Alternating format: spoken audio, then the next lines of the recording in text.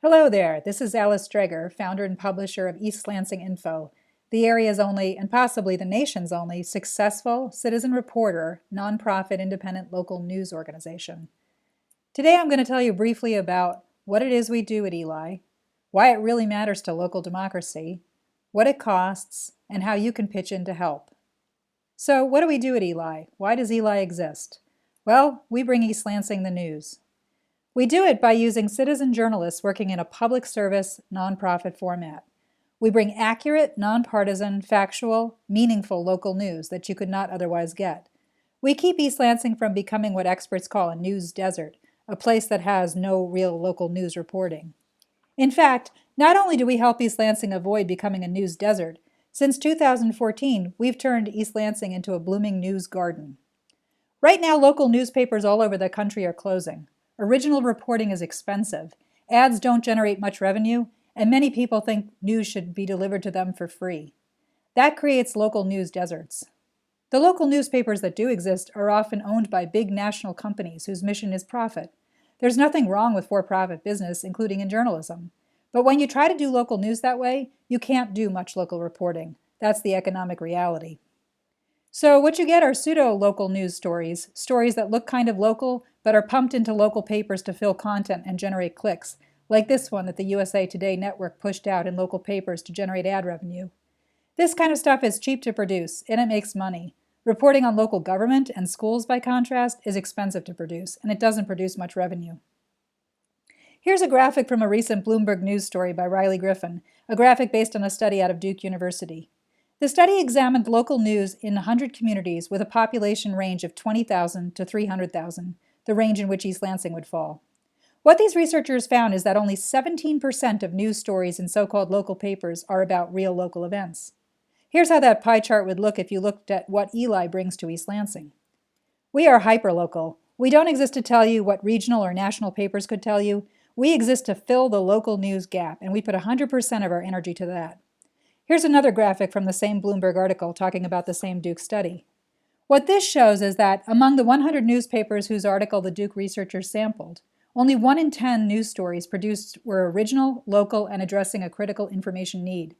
By contrast, ELI's production is 100% local, and we're about 98% original in content. We're not 100% original because on rare occasions we seek and obtain permission to reprint relevant work from other local news outlets, as happened with this story written by a reporter who also works for us. What about addressing critical information needs? That's what we focus on every day. That is, in fact, our core mission. No one else brings you regular reporting on East Lansing City Council, regular reporting on East Lansing Public Schools Board of Trustees, deep campaign finance reporting, like when we looked at which marijuana industry companies were donating to the income tax campaign. We bring original investigative reporting, as when we produced information on a $132 million public-private center city redevelopment deal. We bring news that helps you understand how our city operates, its history, its present, its future. We know that local is where you live, and you deserve to know how your local life may be changing. Why does it matter that we have ELI in East Lansing? To quote the recent Bloomberg News story, without journalists digging through property records or attending city council meetings looking for official wrongdoing and revealing secret deals, local politicians will operate unchecked with predictable consequences. Does local news really matter? Well, recent studies have shown that when communities lack local news, voter turnout goes down. Municipal bond costs rise, government expenditures go up. That's what happens when the lack of transparency is created when independent news organizations close. And as Riley Griffin put it, more broadly, towns without serious local news coverage demonstrate less social cohesion, corroding any actual sense of community. Think about it. Who else reports for East Lansing on things like the Bircham Peace and Love Fence? Or what's happening in our schools, in our community centers, and our service organizations? Who else pushes government transparency like ELI does here? Whether that be on looking into whether the City Council has followed expert recommendations on our $200 million debt, or looking into whether the City Council is following the law of the Open Meetings Act. ELI pushes to get information that is supposed to be public, and then we bring it to you in a manner that's comprehensible, factually accurate, relevant, meaningful. We make it possible for you to be an informed, engaged member of this community. So what does it cost for East Lansing to bring the news through ELI? In 2019, we estimate that ELI will cost about $100,000 in total to run this independent news organization. In total.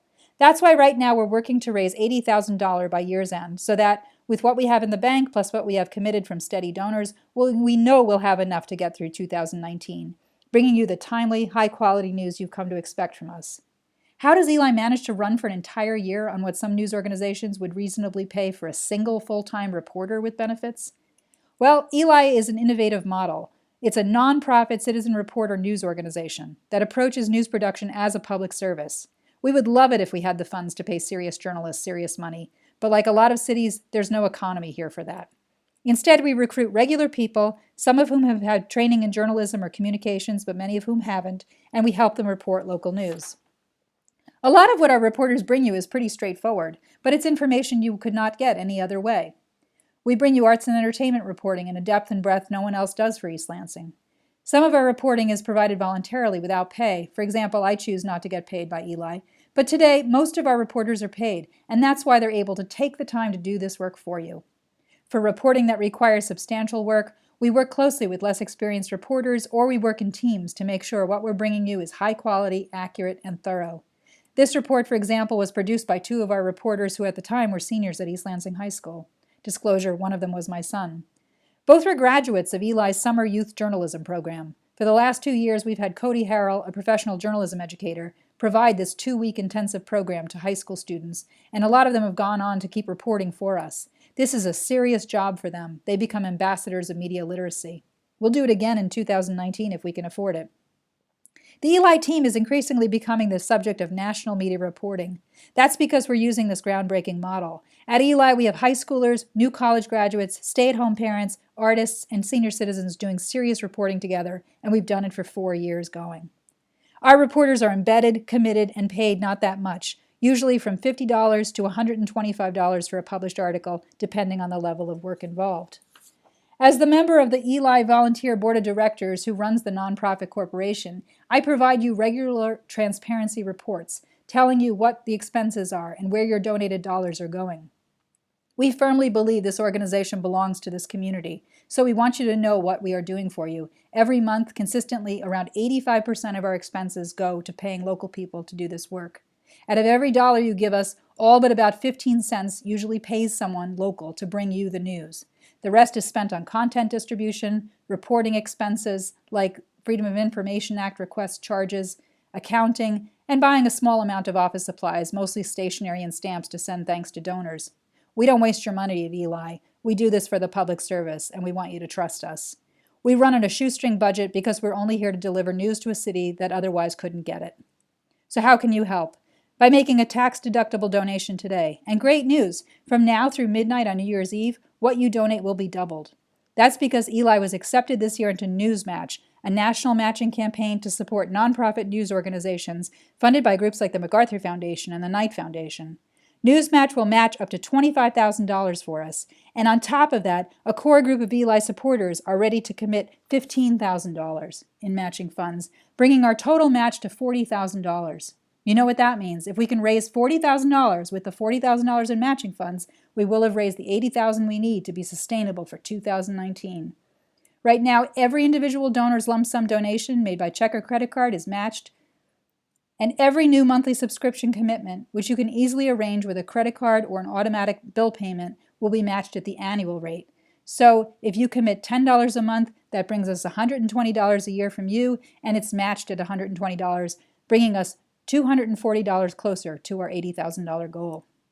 If we can obtain that level of support from you and folks like you, we can keep reporting through 2019, bringing you the information you're not going to get anywhere else, keeping you informed about local information and local happenings, getting you the information you are entitled to know, and reminding you what makes East Lansing a great place to live.